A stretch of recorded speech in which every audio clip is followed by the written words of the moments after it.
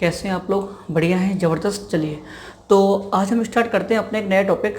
Last video में हम लोगों ने जो चीज़ें कवर की थी आधुनिक भारत के अंतर्गत, वो हमने बंदा बहादुर और आपका जत्था, आपका मिसल्स और आपका दल खालसा वगैरह, यहाँ तक हमने चीज़ें कवर कर ली थी। यानी कि आज जो हमें स्टार्ट करना है बच्चा, आज हमें स्टार्ट रणजीत सिंह को स्टार्ट करना है ना, रणजीत सिंह। तो आज हमें पढ़ना है रणजीत सिंह को, रणजीत सिंह। अगर राजनीतिक जीवन की बात करूं एज ए शासक, तो 1792 से 1839 रणजीत सिंह का एज ए शासक के तौर पे कार्यकाल रहा था। ठीक है, तो रणजीत सिंह को मैंने इसका स्ट्रक्चर आपको बता दिया था, किस प्रकार से डिवाइडेशन क्या है, कैसे कैसे में पढ़ना है।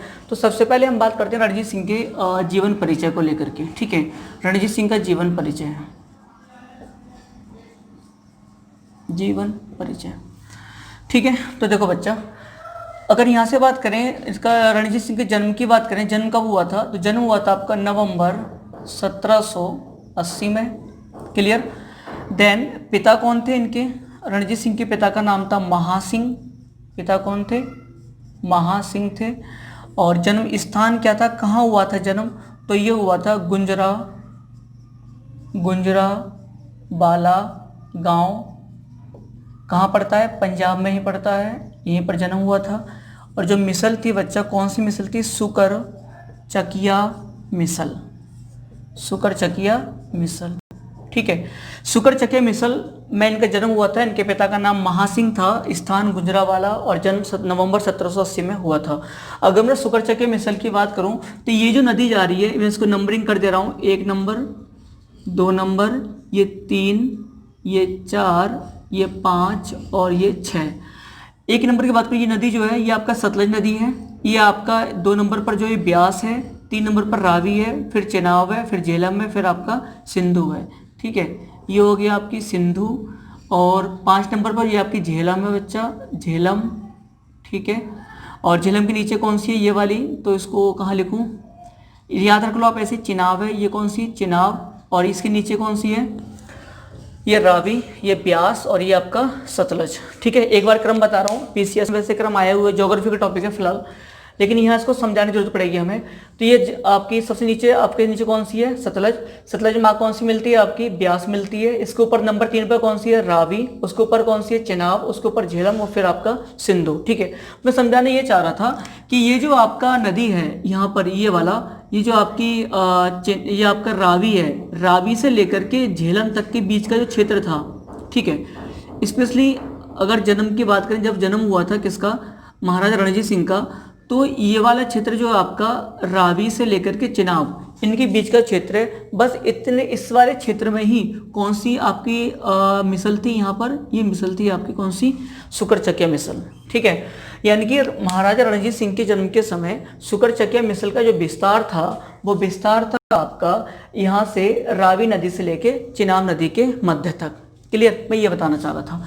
नेक्स्ट आगे बात करूँ मैं, तो ये समझ में आ गया। ठीक है, अन्य नाम, अन्य नाम क्या है इनका? अन्य नाम, इनका नाम शेर ए पंजाब, शेर ए पंजाब कहा जाता है। ठीक है, इसी में जो सामान्य परिचय में आगे बढ़ा रहा हूँ, जीवन के परिचय में यहाँ तक हो गया। अन्य नाम शेर ए पंजाब। आगे देखो, जीवन परिचय में आगे बता रहा हूँ आपको। एक राइटर है विक्टर जैकोबोमेंट, इतिहासकार है विक्टर जैकोबोमेंट। विक्टर जैकोबोमेंट ने महाराजा रणजीत सिंह की जो तुलना की है, वो नेपोलियन बोनापार्ट से की है। क्लियर, यहाँ तक बात समझ में आ गई? That's good. अब मेरी बात आगे समझना, ये होगा सामान्य इनका परिचय। इनकी जो मृत्यु हुई थी बच्चा, कब हुई थी मृत्यु? तो मृत्यु हुई थी इनकी 1839, 1839 में इनका देहांत हो गया था। क्लियर, यहाँ तक बात समझ में आई? सामान्य जीवन परिचय हो गया। अब ठीक है, आगे देखो, मेरी बात समझना। 1792 में, 1792 में इनके पिता जो थे महासिंह, उनका क्या हो जाता है? देहांत हो जाता है। अर्थात पिता की मृत्यु के पश्चात इनको अपना राज्यभार संभालना पड़ा। और जब छोटा सा बच्चा था ही, जब शासन संभाला था, तो मात्र महाराजा रणजीत सिंह की जो आयु थी, मात्र 12 वर्ष थी। क्योंकि 80 में जन्म हुआ था, 1780 में क्या हुआ था बच्चा, जन्म हुआ था, और 92 में क्या हुआ, शासक बना। तो मात्र कितनी आयु थी, 12 वर्ष।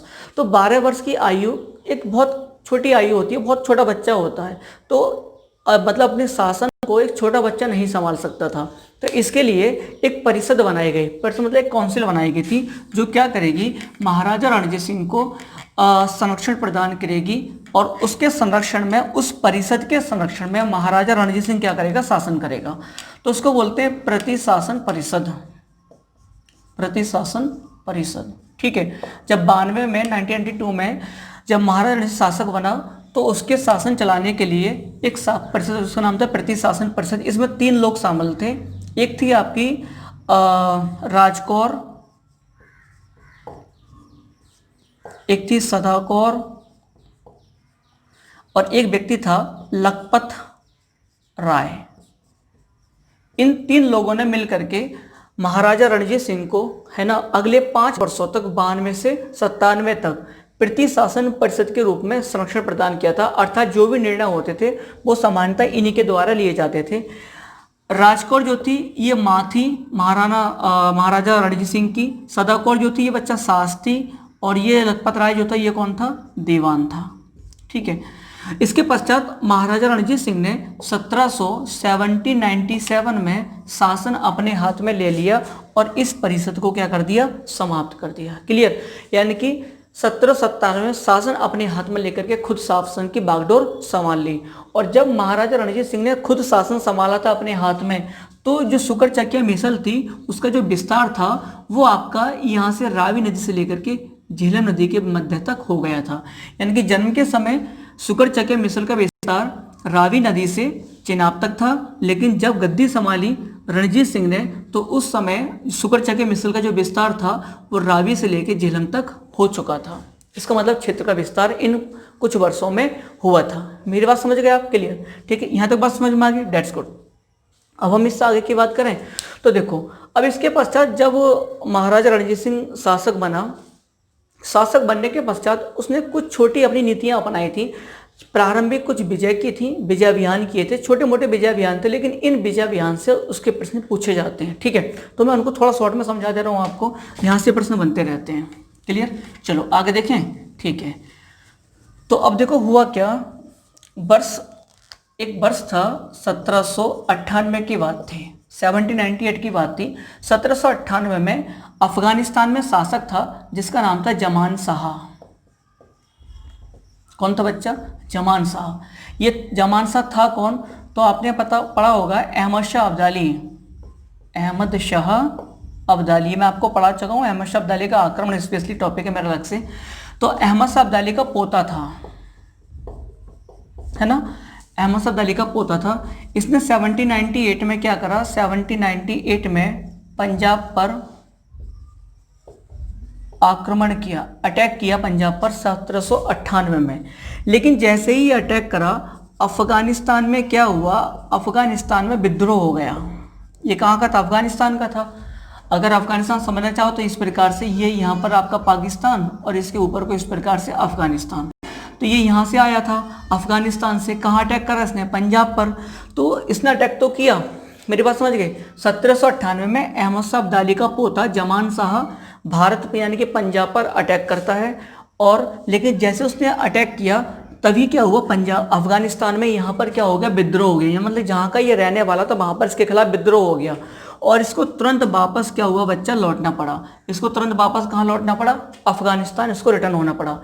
लेकिन वापस जाते समय ये जो नदी है आपकी चिनाब नदी, ये चिनाब है, चैनाब जो बोलते हैं आप इसे, चिनाब नदी यहाँ पर जो पड़ती है, इस चिनाब नदी में वापस जाते समय जमान शाह की 12 तोप समझते हो ना आप, तोप 12 तोप जो थी दलदल में फंस गई थी नदी के अंदर। तो अब जमान शाह के पास इतना समय नहीं था कि वो उन तोपों को निकाल सके दलदल में से, चिनाब नदी के। ठीक है, तो शेर सिंह ने वादा किया, रणजीत सिंह ने वादा किया जमान शाह से कि ठीक है आप वापस चले जाओ, मैं आपकी तोहफे निकलवा करके वापस भिजवा दूंगा। तो बाद में क्या हुआ, रणजीत सिंह ने जो 12 तोहफे फंसी थी उसकी, उन 12 तोहफों को निकलवाया चिनाब नदी में और निकलवा करके अफगानिस्तान जमान शाह के दरबार में भिजवा दी। इस बात से जमान शाह क्या हो गया, बहुत ज़्यादा खुश हुआ। ठीक है, बहुत ज़्यादा बच्चा क्या हुआ, जमान शाह खुश हो गया और जमान शाह ने खुश होकर के रणजीत सिंह को राजा की उपाधि प्रदान की। किसकी उपाधि प्रदान की, राजा की उपाधि प्रदान की। और साथ ही साथ क्या करा, लाहौर का जो क्षेत्र है, लाहौर का क्षेत्र भी किसको दे दिया, रणजीत सिंह को दे दिया। ठीक है, तो दो फायदे हुए उसको, एक तो क्या हुआ, उसको राजा की उपाधि मिली, दूसरा अर्थात उसको राजा स्वीकार करा जमान शाह ने, और दूसरा बच्चा उसको लाहौर का क्षेत्र दे दिया। तो देखो लाहौर यहाँ पर है, ये आपका यहाँ, ठीक है, ये क्या बच्चा आपका लाहौर, वर्तमान कहाँ पर है, पाकिस्तान में, आप तो जानते हो ये पाकिस्तान में, पाक में, यहाँ पर लाहौर है। ठीक है, तो यहाँ पर इसको लाहौर मिल गया। यानी कि 1798 में घोषणा कर दी जमान शाह ने कि रणजीत सिंह को लाहौर दे दिया जाए, और 1799 में 1799 में रणजीत सिंह ने इस लाहौर पर अधिकार कर लिया। मेरी बात समझ गए, यानी कि रणजीत सिंह का जो विस्तार अभी भारतीय क्षेत्रों में था, अब वो बढ़ के कहाँ तक पहुँच गया, लाहौर तक आ गया। ठीक है, यहाँ तक हो गया। तो रणजीत सिंह का क्षेत्र क्या हुआ, विस्तार हुआ, और रणजीत सिंह चाह भी रहा था कि उसको लाहौर जैसा क्षेत्र मिल जाए। मैं इसको रफ करूँ, आगे बताऊँ। ठीक है, तो पहली बात ये समझ में आई कि 1799 में लाहौर पे क्या हुआ, अधिकार हुआ। तो पहला पॉइंट लिख देंगे हम यहाँ पर 1799 लाहौर पर अधिकार। ठीक है, दूसरी बात 1805 में 1805 में रणजीत सिंह ने यहाँ पर लाहौर के थोड़ा सा यहीं पे, यहाँ पर है अमृतसर, यहाँ पर क्या बच्चा, अमृतसर, ये भारत में है अमृतसर। 1805 में अमृतसर पर अधिकार, रणजीत सिंह ने क्या करा, 1805 में अमृतसर पर अधिकार कर लिया। और अमृतसर को जो छीना था वो किससे छीना था, भंगी मिसल। मैंने आपको बताया था सबसे जो स्ट्रांग मिसल थी वो कौन सी थी, 12 में से भंगी मिसल थी। तो 1805 में रणजीत सिंह ने भंगी मिसल से अमृतसर को भी छीन लिया। इस प्रकार से दो बड़े शहर उसके पास आ गए। एक तो कौन आया आपका, लाहौर आया उसके पास, रणजीत सिंह के पास, और एक कौन सा आया बच्चा, अमृतसर आया। तो रणजीत सिंह ने क्या करा, जो लाहौर था, लाहौर को अपनी राजनीतिक राजधानी बनाया। राजनीतिक राजधानी, अगर आपसे पूछे कि राजनीतिक राजधानी क्या है रणजीत सिंह की, तो आपका आंसर हो जाएगा लाहौर। और अमृतसर को उसने क्या बनाया, धार्मिक राजधानी बनाया, धार्मिक राजधानी। क्लियर, दोनों ही बहुत ज़्यादा महत्वपूर्ण थे, है ना, रणजीत सिंह के लिए दोनों ही स्थल। तो लाहौर राजनीतिक राजधानी और अमृतसर उसकी धार्मिक राजधानी। यानी कि ये हुआ कि इधर उसका विस्तार हो गया। ठीक है, लाहौर दिशा में उसका विस्तार हुआ। यहाँ तक बात समझ में आई। ठीक है, अब देखो मेरी बात समझना दोबारा से, थोड़ा यहाँ कॉन्सेप्ट समझने आने वाला। रणजीत सिंह यहीं नहीं रुकना चाहता था, अर्थात वो अपने और भी अधिक क्षेत्रों को जीतना चाहता था। उसके लिए आवश्यकता थी उसको कि वो अधिक से अधिक क्षेत्रों को विजित करने के लिए साहस वगैरह जो भी। ठीक है, तो रणजीत सिंह ने क्या करा, ये जो नदी है आपकी, यहाँ सतलज नदी, ये सतलज नदी है, ये वाली नदी आ रही सतलज, ठीक है, ये आ रही सतलज, है ना। तो सतलज के इधर यानी कि सतलज के पूर्व में, सतलज के नीचे वाले दक्षिण पूर्व हिस्से में यहाँ पर बहुत सारे सिख सरदार थे, यहाँ बहुत सारी मिसल थी। क्योंकि मिसल इस समय तक आते आते अपने जो बड़ा रूप था उनका वो समाप्त हो चुका था, विघटित हो चुकी थी, टूट चुकी थी। उतनी शक्तिशाली मिसल अब नहीं रही थी जितना शक्तिशाली वो पहले हुआ करती थी। मेरी बात समझ गए ना।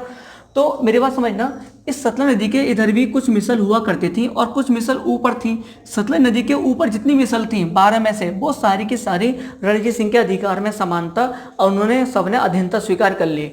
लेकिन जो इसके दक्षिण पूर्व में थी या सतलज के पूर्व में जो मिसल थी, जो सिख सरदार थे, वो रणजीत सिंह की अधीनता को स्वीकार अभी नहीं कर रहे थे। रणजीत सिंह का सपना ये था कि जितने भी सतलज नदी के पूर्व में, दक्षिण पूर्व में जितने भी सिख हैं, जितने भी सिख सरदार हैं, जितने भी मिसल हैं, या ओवरऑल पंजाब में जितने भी सिख हैं, उन सभी का वो सरदार बनना चाहता था, उन सबका सर्वोच्च शक्ति बनना चाहता था। उसकी ये सपना था, उसका ये सबसे बड़ा ड्रीम था, उसका सबसे बड़ी ख्वाहिश थी। मेरी बात समझ गए।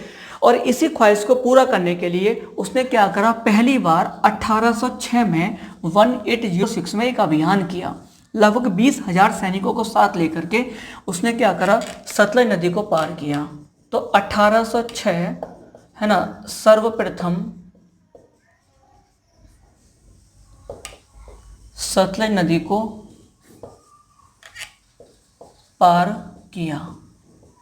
ठीक है, और बच्चों वो कहाँ जा पहुंचा, वो आ पहुंचा पटियाला।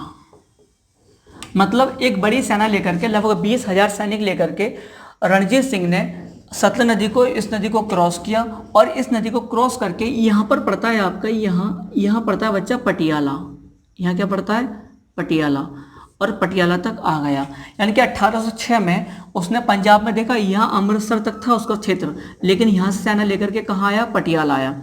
अमृतसर थोड़ा सा हम आगे बढ़ेंगे यहाँ पर, तो यहाँ पड़ेगा आपका ये जो है, ये बिंदु जो बनाया मैंने, ये पड़ेगा आपका जालंधर, इसके पास यहाँ पड़ेगा आपको लुधियाना। ठीक है, और यहाँ पड़ेगा आपको अंबाला। ठीक, ये है आपका अंबाला। इन सब की भी बात आएगी, इसलिए महत्वपूर्ण है। ये हो गया आपका अंबाला। ठीक है, ये 1 नंबर, ये 2 नंबर। तो 1 नंबर पे जो लिखा है मैंने, ये आपका लुधियाना, ये क्या है आपका लुधियाना, और नंबर 2 पर जो है ये वाला यहाँ, ये आपका जालंधर, जालंधर। और बच्चा अमृतसर से थोड़ा सा इधर के लिए, लगभग यहाँ मान के चलो आप, ये है आपका फिरोजपुर, ये है आपका फिरोजपुर। ठीक है, तो 1806 में एक सेना लेकर के वो पटियाला तक रणजीत सिंह आ गया, क्योंकि उसकी इच्छा ये थी कि ये जो आपका फिरोजपुर है, ये जो आपका लुधियाना है, ये मालवा क्षेत्र कहलाते थे पंजाब के उस समय। तो इन सब क्षेत्रों पर अधिकार करके अपनी सत्ता जमाना चाहता था। तो पहला प्रयास 1806 में किया, पटियाला तक पहुंच गया, और जो भी रास्ते में शासक पड़े, वापस जाते समय इसने उन सभी से कर प्राप्त किया। क्लियर। फिर उसके बाद पुनः इसने 1807 में एक बार पुनः अटैक किया, और फिर दोबारा से क्या करा, सतलज नदी को पार कर फिर से कहाँ आया, पटियाला, फिर पार कर पटियाला पहुंचा। एक बार पुनः फिर कहाँ पहुंच गया, पटियाला आ गया। और पटियाला के जो शासक थे और जो वहाँ की महारानी थी, उनके मध्य मतभेद थे, उन मतभेदों को दूर कराया, उनके झगड़े को समाप्त कराया, और वापस जाते समय जो भी उसके रास्ते में इस बड़े बड़े स्थान आए या जो भी शासक आए, उन सब से टैक्स लिया, उन सब से कर लिया, और वापस अपने क्षेत्र को लौट गया। रणजीत सिंह यहीं रुका, फिर उसने दोबारा से एक बार फिर 1808 में उसने फिर अटैक किया, और इस बार वो अंबाला तक आ पहुंचा। कहाँ तक आ गया बच्चा, अंबाला। अंबाला वर्तमान में कहाँ पर है, हरियाणा में। क्लियर। बहुत से इसको पंजाब में करते थे, हरियाणा में नहीं, ये कहाँ पर है, यहाँ हरियाणा राज्य में अंबाला लगता है। क्लियर। तो 1808 में रणजीत सिंह अपनी सेना लेकर के अंबाला तक जा पहुंचा, और इस बार उसने अंबाला तक अधिकार कर लिया। क्लियर। और वापस जाते समय जो भी शासक पड़े, उन सबसे उसने टैक्स लिया, उनसे कर लिया। यहाँ तक बात समझ में आ गई। अब लगातार इसके 6 में, फिर 7 में, फिर 1808 में लगातार 3 आक्रमण हुए। तो ये वाला जो वर्ग था, सतलज नदी के इधर वाला हिस्सा, यहाँ नीचे को, यानी कि ये सब जो थे, ये सब परेशान हो गए। क्या हो गए, सब परेशान हो गए। और ये 1808 में दिल्ली गए। दिल्ली जाकर के वहाँ जो अंग्रेज रेजिडेंट था, उसका नाम था सीटेन। अंग्रेज रेजिडेंट सीटेन से जाकर के मुलाकात की, और उससे कहा कि हमारी सहायता करो रणजीत सिंह के खिलाफ। क्लियर। इस प्रकार से इन लोगों ने सहायता मांगी अंग्रेजों से। अंग्रेजों को तो मौके की तलाश रहती थी, वो भारतीय राज्यों में हस्तक्षेप करने के लिए हमेशा ही अग्रसर रहे हैं। क्लियर। यहाँ तक बात समझ में आ गई, मैं आगे बढ़ूँ। ठीक है, यानी कि 1808 तक रणजीत सिंह अंबाला तक जा पहुंचा था। अब बात करते हैं आगे, तो मेरी बात समझना बच्चा, 1809 की मैं बात कर रहा हूँ। 1808 के बाद 1809, रणजीत सिंह ने 1809 में एक स्थान है यहाँ पर, हिमाचल प्रदेश है, यहाँ पर यहाँ जो बिंदु बनाया है, यहाँ पर है कांगड़ा। यहाँ पर क्या है, कांगड़ा। कांगड़ा पर अधिकार कई बार पूछा गया है। कांगड़ा पर अधिकार कब किया था, 1809 में किया था। तो 1809 में उसने हिमाचल प्रदेश के कांगड़ा पर अधिकार कर लिया। ये मैं आपको पूरी कहानी समझाऊंगा, कांगड़ा पर कैसे अधिकार हुआ था, उसको थोड़ा सा आपको इंतजार करना पड़ेगा। ठीक है। इसके पश्चात 1818 में रणजीत सिंह ने मुल्तान पर अधिकार किया, मुल्तान पर अधिकार कर लिया। फिर 1819 में इसने क्या करा, कश्मीर पर अधिकार कर लिया। रणजीत सिंह ने कश्मीर पर अधिकार कर लिया। यानी कि जो शुक्र मिसल कभी बच्चा यहाँ रावी और चिनाब के मध्य हुआ करती थी, आज वो इतने बड़े क्षेत्र, कश्मीर, मुल्तान, लाहौर, इतने बड़े क्षेत्र पर लगभग आपका अधिकार उसका स्थापित हो गया और एक बड़े क्षेत्र पर महाराजा रणजीत सिंह का शासन होने लगा। अगर सही बताऊं डायग्राम बनाऊं उसका, तो पाकिस्तान वाला मतलब सिंधु नदी इस प्रकार से आ रही है, सिंधु नदी यहाँ है, तो सिंधु ये वाली यहाँ देख लो, चाहो तो इसमें समझ लो सिंधु नदी के थोड़ा सा उत्तर से लेकर के लगभग इतने पूरे हिस्से पर रणजीत सिंह का अधिकार हो गया और एक बड़े क्षेत्र में रणजीत सिंह ने अपना शासन स्थापित कर दिया था। बात समझ में आ गई यहाँ तक? ठीक है, तो ये हुए उसके प्रारंभिक अभियान वगैरह, उसका सामान्य परिचय जो हमने पढ़ा था उसके बारे में। ठीक है, अब मैं इसको रफ कर रहा हूँ। अब हमारा जो नेक्स्ट टॉपिक है, अब हमें पढ़ना है रणजीत सिंह के राजनीतिक संबंध। क्लियर? और उसमें हम चीज़ों को डीपली यहाँ पे डिस्कस करेंगे। तो हेडिंग है हमारी अब रणजीत सिंह के राजनीतिक संबंध। ठीक है, ये हमारा टॉपिक है। मैंने आपको इसमें 3 डिवाइडेशन किया था, अगर आपको याद हो तो पहला डिवाइडेशन था डोगरा या डोगरों तथा नेपालियों से संबंध, ये टॉपिक था। दूसरा था अफगानिस्तान से संबंध और तीसरा था आपका अंग्रेजों से संबंध। तो 3 भाग में पढ़ना है इसके संबंधों को। ठीक है, डोगरों तथा नेपालियों संबंध, दूसरा अफगानिस्तान से संबंध और तीसरा है आपका अंग्रेजों से रणजीत सिंह के क्या संबंध थे। इन 3 पार्ट में हम इसको डिवाइड करके पढ़ेंगे। ठीक है, और आज जो हमें कवर करना है वो यहीं तक करना है। क्लियर? यहाँ पर बहुत सारी कहानी है, बहुत सारा मजा आएगा आपको इस पढ़ने में भी समझने में भी। ठीक है, तो मैं इसके संबंध सबसे पहले स्टार्ट करूँ डोगरों से, है ना। डोगरों तथा नेपालियों से संबंध। डोगरों तथा नेपालियों से संबंध। क्लियर? चलो 1 मिनट जरा होल्ड करो, हैं 1 मिनट जरा।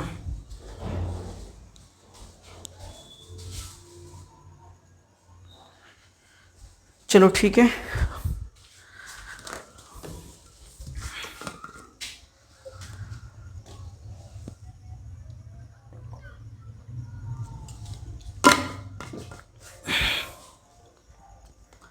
अब स्टार्ट करना बच्चा। तो ठीक है, देखो अब मेरी बात को समझो। डोगरा तथा नेपाली संबंध, एक डायग्राम लेते छोटा सा यहाँ पर, बस डायग्राम से आपको समझने में आसानी हो जाएगी, है ना।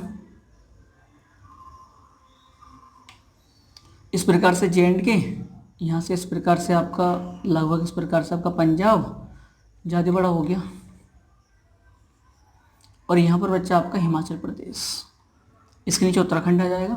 ठीक है, अब मेरी बात समझना। डोगरे जो थे, डोगरा वैसे कही जाती है, जो जाति है डोगरा कई स्टेट में पाए जाते हैं, हिमाचल प्रदेश में, J&K में, विशेष रूप से J&K में पाए जाते हैं। ठीक है, डोगरी भाषा भी है। तो फिलहाल समझिए मेरी बात को। तो हिमाचल प्रदेश में डोगरा एक सरदार था, डोगरा सरदार, उसका नाम था संसार चंद्र कटोच, उसका पूर्ण नाम था संसार चंद्र कटोच। ये हिमाचल प्रदेश में जो पहाड़ी इलाका है वहाँ पर डोगरों का सरदार था जिसका नाम था संसार चंद्र कटोच। इस संसार चंद्र कटोच ने क्या करा था, 1804 में 1804 में जो हिमाचल प्रदेश के पहाड़ी क्षेत्र थे, उन पहाड़ी क्षेत्रों को छोड़ करके, मतलब वो तो वहाँ पर रह ही रहा था, उसके अतिरिक्त उसने क्या करा, जो पंजाब के प्लेन एरिया थे, जो समतल मैदान थे, उन क्षेत्रों में इसने अटैक करा 1804 में। लेकिन जब इसने समतल मैदान पर पंजाब के अटैक किया, लेकिन वहाँ पर इसका सामना हुआ रणजीत सिंह की सेना से, और रणजीत सिंह की सेना ने इसको 1804 में क्या कर दिया, पराजित कर दिया। मेरी बात समझ गए? 1804 में पंजाब के समतल मैदानों पर अटैक करता है, लेकिन जब वो वहाँ पर अटैक करा तो इसका सामना किससे हुआ, रणजीत सिंह की सेना से, और रणजीत सिंह की सेना ने संसार चंद को बच्चा पराजित कर दिया। तो मजबूरन संसार चंद को पंजाब से लौटना पड़ा, और इसने सोचा कि समतल मैदान की ओर विस्तार करना मुश्किल है, क्योंकि वहाँ पर सामने कौन है, रणजीत सिंह। तो इसने अपना जो विस्तार का उद्देश्य बनाया वो केवल और केवल इसने केंद्रित कर दिया पहाड़ी क्षेत्रों पर ही। मेरे पास समझ गए? अर्थात ये यहाँ एक जगह पड़ती है कांगड़ा, यहाँ पर।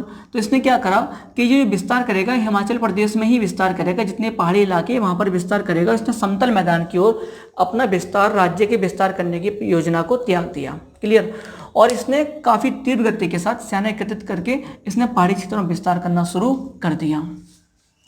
और जब इसने विस्तार करना शुरू करा बड़ी मात्रा में, तो इसने आसपास के क्षेत्रों को जीत लिया और इसके जो आसपास के शासक थे वो इससे भयभीत हो गए। किससे? संसार चंद कटोच से डर गए, है ना। उनको डर लगा कि संसार चंद तो हमें जीत करके सबको पराजित कर रहा है और हमारे सभी क्षेत्रों को अपने राज्य क्षेत्र में शामिल कर रहा है।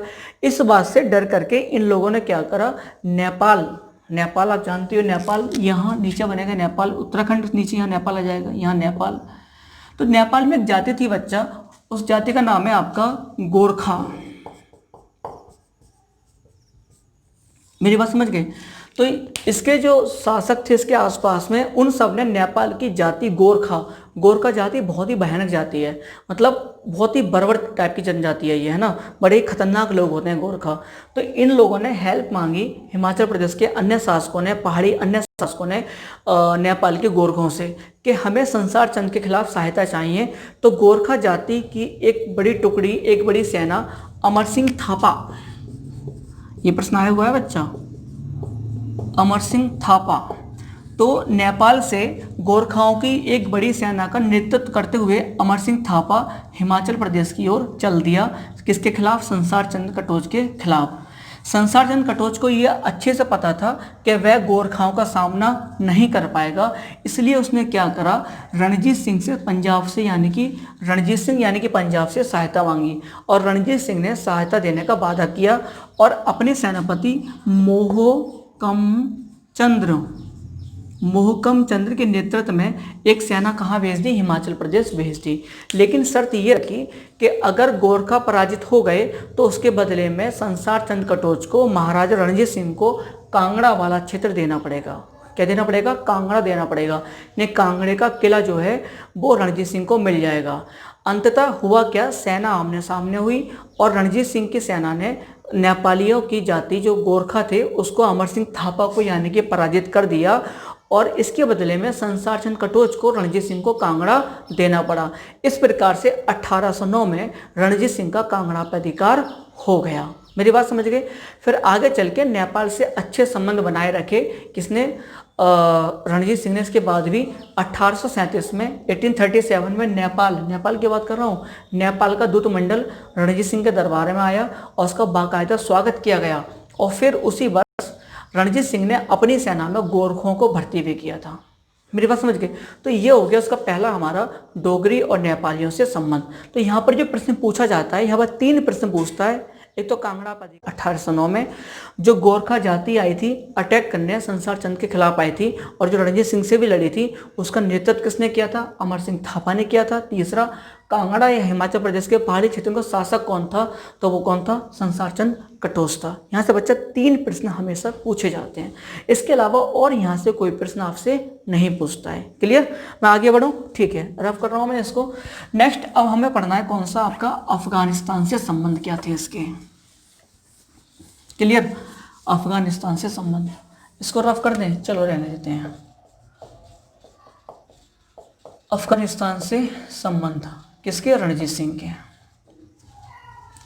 तो ये तो आप सब जानते ही हो कि अहमद शाह अब्दाली ने भारत पर 7 बार अटैक किया था, ठीक है।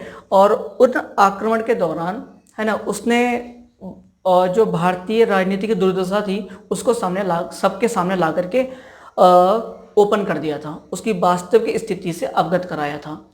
तो पंजाब जो था वो वास्तविक रूप से अहमद शाह अब्दाली के अधीन ही था।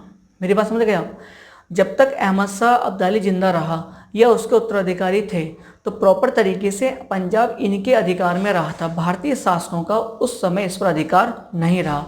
लेकिन 1773 में जब अहमद शाह अब्दाली की मृत्यु हो जाती है तो उसके अनेकों उत्तराधिकारी बनते हैं, जिसमें से एक जमान शाह भी था, ठीक है, जो अहमद शाह अब्दाली का पोता था।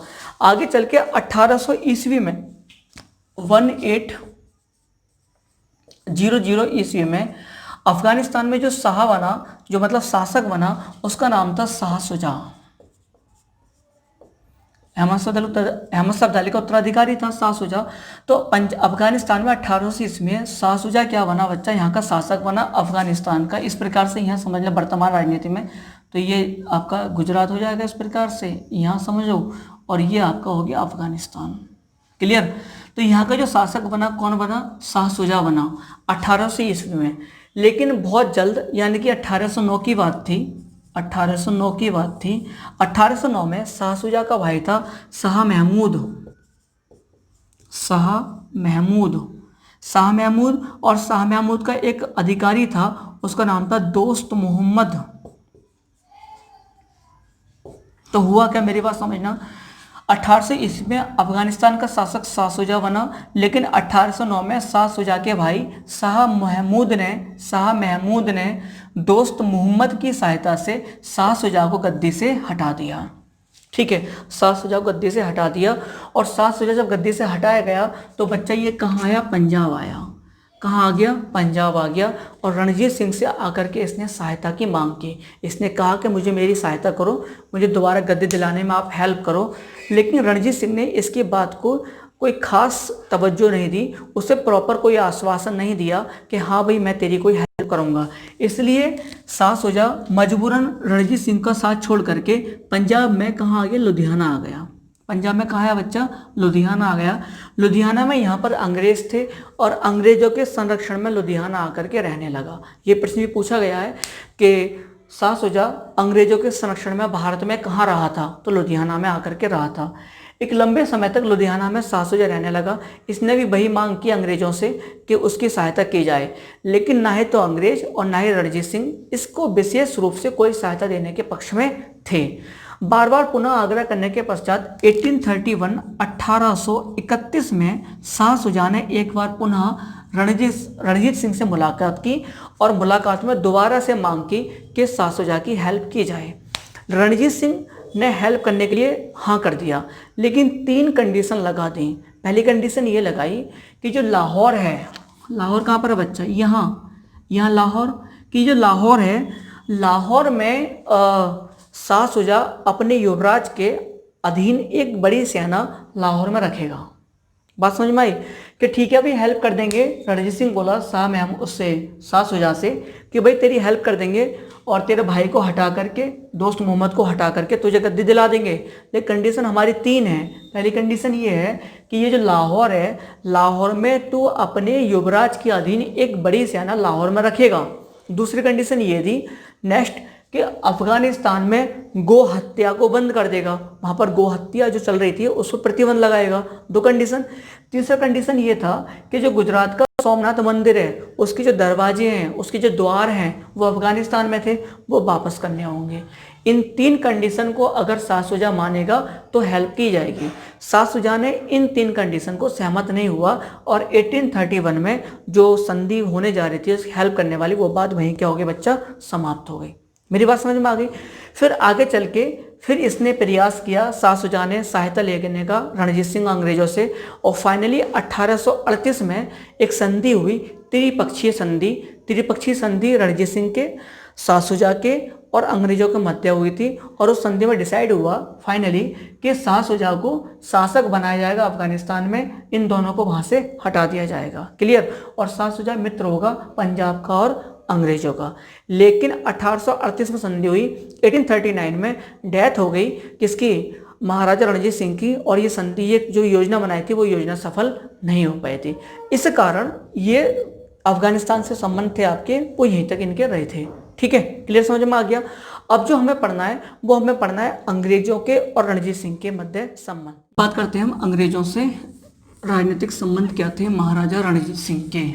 क्लियर, चलो हेडिंग हो जाएगी हमारी अंग्रेजों से राजनीतिक संबंध। क्लियर, ठीक है। तो बहुत अच्छे समझना, यहाँ से बहुत अच्छे प्रश्न पूछे जाते हैं, और यहाँ से मैक्सिमम प्रश्न अंग्रेजों से पूछे जाते हैं। क्लियर, रणजीत सिंह के साथ में। तो देखो मैं आपको बताऊं, सबसे पहले जो अंग्रेज रणजीत सिंह के प्रारंभिक जब वो शासक बना था 92 में, तो उसके कोई खास टच में अंग्रेज नहीं रहे थे। लेकिन 1800 ईस्वी में जब आपका क्या कहते हैं, आपका शाह शुजा शासक नहीं बना था, उससे पहले जमान शाह ही शासक था। तो 1800 ईस्वी में जमान शाह के एक बार पुनः भारत पर आक्रमण करने की आशंका बनी हुई थी। तब अंग्रेजों ने पहली बार 1800 ईस्वी में रणजीत सिंह से बात करने की कोशिश की थी, लेकिन जमान शाह का अटैक नहीं हुआ, तो फिर वो बात वहीं पर क्या हो गई, ख़त्म हो गई। मेरे पास समझ में आई।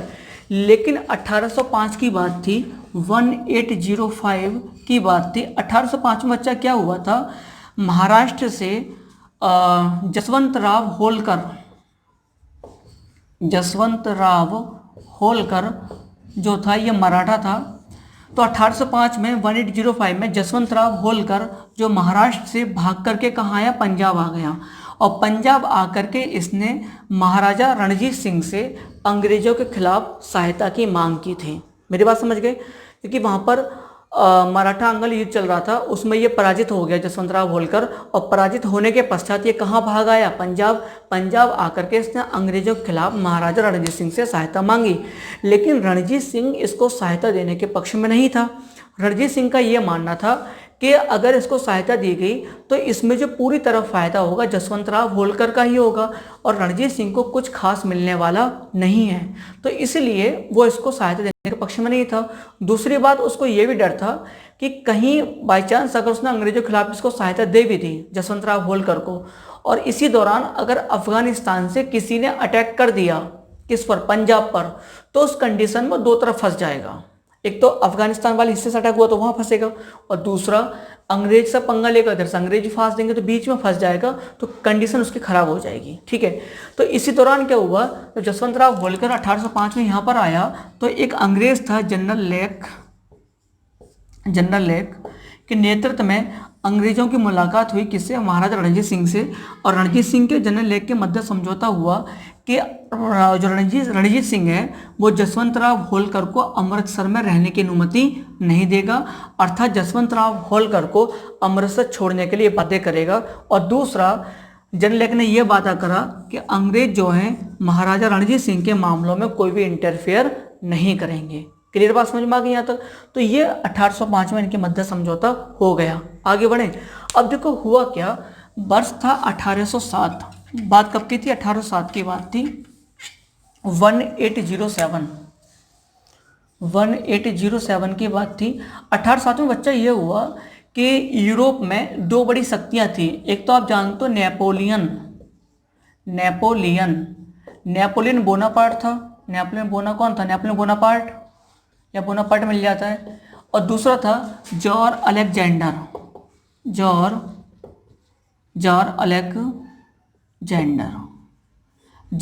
कौन था, ये रूस का शासक था, रूस का जो सम्राट था उसे जॉर्ज अलेक्जेंडर था। ठीक है। और नेपोलियन बोनापार्ट। तो 1807 में क्या हुआ, यूरोप की राजनीति में परिवर्तन ये आया कि नेपोलियन बोनापार्ट और जॉर्ज अलेक्जेंडर दोनों एक हो गए। मेरे पास समझ गए? 1807 में दोनों एक हो गए, और इन दोनों के एक होने से खतरे की घंटी बजी किसके लिए, अंग्रेजों के लिए। क्लियर। और रूस जो 1807 की बात कर रहे हैं, वर्तमान का ताजिकिस्तान, तुर्कमेनिस्तान, कजाकिस्तान, ठीक है, उज्बेकिस्तान, जितना भी क्षेत्र है ये सब पहले कभी रूस का हुआ करता था। जो USSR आप पढ़ते हो वो सब इसी का भाग था। तो अंग्रेजों को डर इस बात का था कि ये दोनों बड़ी शक्तियां थी आपस में, यूरोप में दोनों एक साथ आ गई, अंग्रेजों के खिलाफ ये कभी भी कहीं भी युद्ध छेड़ सकते हैं। क्लियर। तो डर ये लगा अंग्रेजों को, जो रूस का ताजिकिस्तान, उज्बेकिस्तान, किर्गिस्तान वाला क्षेत्र है, इस रास्ते होते हुए कहीं ऐसा ना हो कि नेपोलियन बोनापार्ट और रूस की संयुक्त सेना आकर के भारत पर अटैक कर दे। और भारत पर अटैक कर देगी तो भारत किसके हाथ से निकल जाएगा, अंग्रेजों के हाथ से निकल जाएगा। इस बात का अंग्रेजों को बहुत ज़्यादा डर था। तो इसलिए उन्होंने क्या करा, महाराजा रणजीत सिंह से जाकर के मुलाकात की, और महाराजा रणजीत सिंह से ये कहा कि भाई 1807 की बात चल रही है, सब कुछ बता रहा हूँ 1807 में। तो उससे जाकर के मुलाकात में ये बात की कि भाई महाराजा रणजीत सिंह अगर बाई चांस कोई भी अटैक करता है अफगानिस्तान वाली दिशा से तो आप उसका साथ नहीं दोगे। महाराजा रणजीत सिंह इस बात को एग्री हो गया कि ठीक है भाई, मैं कोई सहायता नहीं करूँगा कोई भी अटैक होता है तो। दूसरी बात, आवश्यकता पड़ी तो अंग्रेज जो है महाराजा रणजीत सिंह की सहायता करेंगे, क्योंकि महाराजा रणजीत सिंह इन सब बातों के लिए एग्री इसलिए हो गया था कि रणजीत सिंह कहीं ना कहीं जानता था कि वो अंग्रेजों के मुकाबले थोड़ा सा क्या है भी कमज़ोर है। मेरी बात समझ गए। तो इस प्रकार से 1807 में ये एक छोटा सा समझौता, इसको मूर्त रूप नहीं मिल पाया था, मतलब इसको वास्तविक रूप नहीं मिला, लेकिन इन अनौपचारिक रूप से अंग्रेजों के और रणजीत सिंह के मध्य ये बात तय हो गई। लेकिन इसी दौरान ये जो समझौता हुआ था 1807 में नेपोलियन बोनापार्ट के और जॉर्ज अलेक्जेंडर के मध्य, नेपोलियन बोनापार्ट की पराजय हो गई यूरोप में, और पराजय होने के कारण ये जो गठबंधन था कमज़ोर पड़ गया। और इसके कमज़ोर पड़ते क्या हुआ, अंग्रेजों ने तुरंत अंग्रेजों ने रणजीत सिंह के खिलाफ अपनी नीति में परिवर्तन कर दिया। ठीक है, और परिवर्तन ये आया कि रणजीत सिंह के खिलाफ उन्होंने कार्रवाई करने का निर्णय लिया। और एक अंग्रेज था ऑक्टर लोनी, और ऑक्टर लोनी ने बच्चे ये घोषणा कर दी, लुधियाना तक ये सेना लेकर के आ गया, पंजाब में लुधियाना तक, डायग्राम बताया था मैंने आपको, पंजाब में लुधियाना तक अपनी सेना लेकर के आ गया। और ऑक्टर लोनी ने घोषणा करी कि जो सतलज नदी है ना, सतलज नदी के पूर्व वाला को भाग छोड़ के पश्चिम वाला जो भाग है, मतलब समझ गए, सतलज नदी है इस प्रकार सतलज नदी आ रही है, तो यहाँ ये वाला भाग नहीं, ये तो छोटे मोटे राज्य थे यहाँ पर, जालंधर, लुधियाना, आपका पटियाला, आपका अम्बाला, अमृतसर, ये हो गए यहाँ पर इस वाले क्षेत्र के, बल्कि ये वाला क्षेत्र जो प्रॉपर से रणजीत सिंह का क्षेत्र था। तो ऑक्टर लोनी ने कहा कि सतलज नदी के पूर्व वाला जो पश्चिम वाला क्षेत्र है वो किसके संरक्षण में आ गया, अंग्रेजों के संरक्षण में घोषित किया जाता है। इस बात को सुनकर के रणजीत सिंह डर गया। मेरी बात सुन गए, रणजीत सिंह डर गया कि यार अंग्रेजों ने तो घोषणा कर दी कि जो उसका क्षेत्र है वो किसके संरक्षण में होगा, अंग्रेजों के। तो इस बात को लेकर के डर गया और मजबूरन डर के कारण उसने एक संधि करी और संधि का नाम हुआ अमृतसर की संधि। मेरी बात समझ गया। तो ऑक्टर लोनी की घोषणा करने के पश्चात रणजीत सिंह डर गया और डरने के कारण उसने एक संधि कर ली अंग्रेजों से, जो फेमस है इतिहास में अमृतसर की संधि के नाम से। एक बार नहीं बच्चा, कई बार पूछी गई है अमृतसर की संधि। तो अब पहला प्रश्न पूछेगा आपसे कब हुई थी, तो आपका प्रश्न होगा 25 अप्रैल 1809 को ये संधि हुई थी। अब आपसे पूछे किसके मध्य हुई थी, तो रणजीत सिंह और दूसरा था चार्ल्स मेटकाफ, ये अंग्रेज था।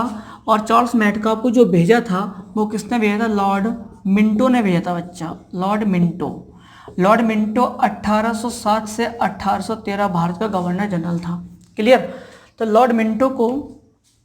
लॉर्ड मिंटो ने चार्ल्स मेटकाफ को संधि करने के लिए भेजा और इसने जाकर के रणजीत सिंह से एक संधि की जिसका नाम पड़ा अमृतसर की संधि। कब हुई थी, 25 अप्रैल 1809 में हुई थी। और इसकी शर्तें डिसाइड हुई। पहली शर्त ये हुई कि जो सतलज नदी है ये पश्चिम वाला भाग और ये पूर्व वाला भाग सतलज के, ठीक है, ये पूर्व और ये आपका सतलज का पश्चिम। तो पहली शर्त ये हुई कि सतलज नदी के जो पूर्व, जो ये सतलज नदी है इसके पूर्व वाला भाग है, इस वाले भाग पर किसी भी प्रकार का कोई भी अधिकार रणजीत सिंह का नहीं है। मेरी बात समझ गए।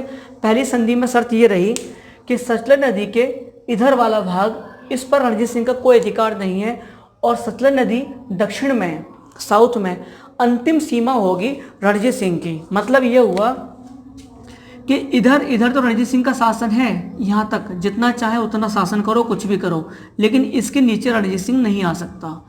रणजीत सिंह की सीमा केवल सतलज नदी के पश्चिम में है, अर्थात जो सतलज नदी थी रणजीत सिंह की दक्षिणी सीमा, साउथ सीमा थी, इसके आगे रणजीत सिंह आगे नहीं बढ़ेगा। दूसरी बात, तो पहली शर्त हो गई रणजीत सिंह सतलज के पूर्व में नहीं जाएगा। दूसरा, दक्षिणी सीमा उसकी कौन सी है, सतलज नदी है। और तीसरी शर्त ये थी कि रणजीत सिंह जितना चाहे उतना, है ना, सतलज नदी के पश्चिम में विस्तार करे, अंग्रेजों को कोई दिक्कत नहीं है। क्लियर। एक प्रकार से अंग्रेजों की ये वाली शर्त मान करके कि पूर्व में उसका कोई अधिकार नहीं है, पूर्व में कोई विस्तार नहीं करेगा, कहीं ना कहीं रणजीत सिंह ने अपने आप को अंग्रेजों के अधीन अप्रत्यक्ष रूप से, मतलब उनके समर्पण टाइप का कुछ कर दिया था। मैं ये नहीं कह रहा कर दिया, लेकिन हाँ उस जैसा उसने महसूस किया कि हाँ वो अंग्रेजों से कमज़ोर है और उनसे बाहर वो नहीं जाना चाहता और उनसे अपने संबंध भी खराब नहीं करना चाहता है, इसलिए उसने सहमति दे दी इस संधि को। क्लियर। आगे बढ़े। ठीक है, तो ये हो गई आपकी अमर संधि। आगे देखो बच्चा क्या हुआ इस संधि के पश्चात। इस संधि के पश्चात अंग्रेजों के और उसके मध्य लगातार संबंध बनते रहे, लेकिन रणजीत सिंह जानता था अंग्रेज उसके प्रॉपर पक्ष में नहीं है। वो कहीं ना कहीं रणजीत सिंह के खिलाफ भी हमेशा अंग्रेज रहा करते थे। और इसका उदाहरण था एक बहावी जाति का विद्रोह। ये जो विद्रोह था बच्चा, ये हुआ था 1826 में। बहावी एक जाति थी, मुस्लिम जाति होती है बहावी। इसने क्या करा था, रणजीत सिंह के खिलाफ है ना धर्म युद्ध छेड़ दिया था, अर्थात जिहाद का नारा दिया था। तो आपसे पूछे बहावी जाति का विद्रोह किसके खिलाफ हुआ था, रणजीत सिंह के खिलाफ हुआ था। कब हुआ था, 1826 में हुआ था, है ना, धर्म युद्ध के जिहाद का नारा दिया था। और ये बहावी जाति का विद्रोह जो हुआ था ये अंग्रेजों के क्षेत्र में हुआ था। कहाँ हुआ था, अंग्रेजों के क्षेत्र में हुआ था। किसके खिलाफ हुआ था, रणजीत सिंह के खिलाफ हुआ था। भाई जब रणजीत सिंह दोस्त है अंग्रेजों का, तो अगर ये विद्रोह हो रहा है तो उसको दबाने का जिम्मेदारी किसकी थी, अंग्रेजों की, कि रणजीत सिंह के खिलाफ विद्रोह ना होने दें, जिम्मेदारी बनती कि दोस्त उनका। लेकिन अंग्रेजों ने ऐसा कुछ नहीं करा, कि अंग्रेज चाहते थे अगर इस तरह के विद्रोह होते रहेंगे तो रणजीत सिंह जो है वो पनप नहीं पाएगा और अंग्रेजों के खिलाफ प्रॉपर कोई रणनीति नहीं बना पाएगा। और इस तरह के विद्रोह होने से रणजीत सिंह की शक्ति क्या होती रहेगी, क्षीण होती रहेगी, शक्ति कमजोर होती रहेगी। क्लियर, आगे बात करें, ठीक है। आगे एक संधि हुई थी, फिर आगे चल के अंग्रेजों से रोपड़ की संधि।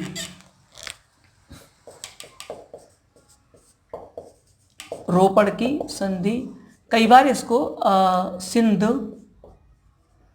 प्रस्ताव भी बोलते हैं। ये बात थी 1831 की, 1831 की, रोपड़ की संधि या सिंध प्रस्ताव। ये जो हुआ था किसके मध्य हुई थी बच्चा, तो ये मध्य हुई थी आपके रणजीत सिंह और दूसरा विलियम बेंटिंग। क्योंकि इस समय कौन था, विलियम बेंटिंग था, विलियम बेंटिंग।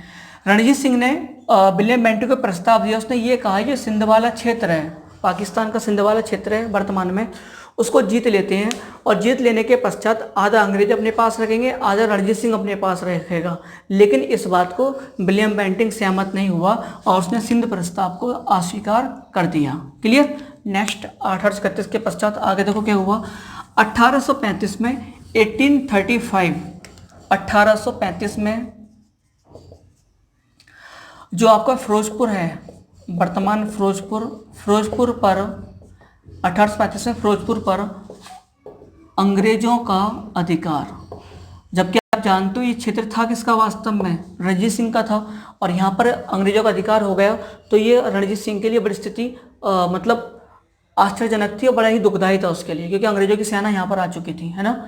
नेक्स्ट फिर एक 1838 की बात थी, 1838 की बात थी, एक संधि हुई थी अंग्रेजों को लेकर के, साथ में त्रिपक्षीय संधि, त्रिपक्षीय